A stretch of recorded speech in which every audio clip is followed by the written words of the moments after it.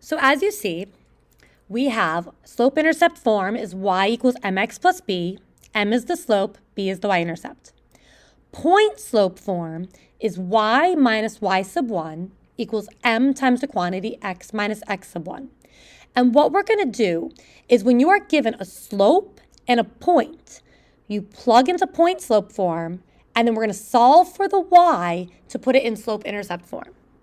So here we have my m is 2, and this here, my ordered pair, goes x sub 1, y sub 1. So let's plug in. Y minus y sub 1, y minus 3, equals m times the quantity x minus x sub 1. X sub 1 is 1.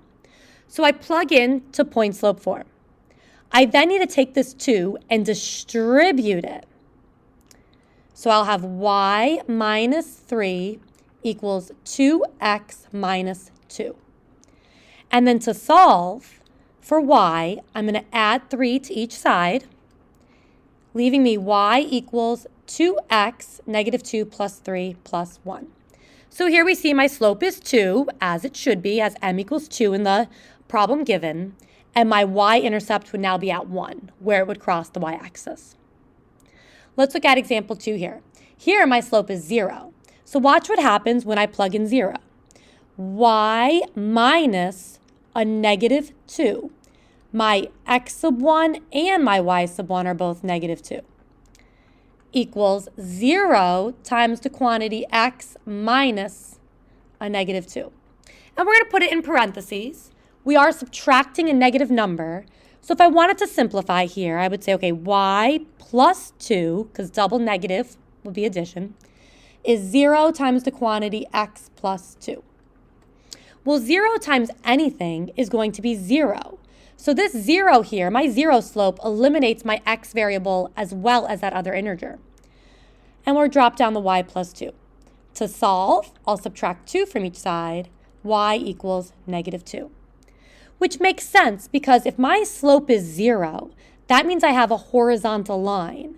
And it's going to go through where the y coordinate is. So y equaling negative 2 is the equation for the line here when my slope is 0, going through the point negative 2, negative 2.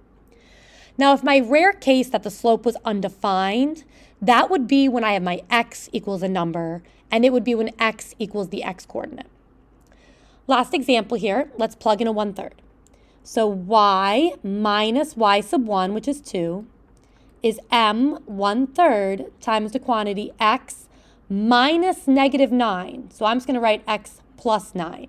Because if I write minus negative 9, well, that double negative there we know is going to be an addition sign.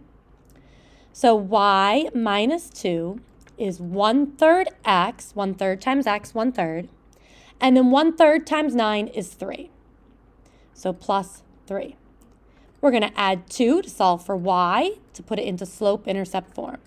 Y is 1/3 x plus 5.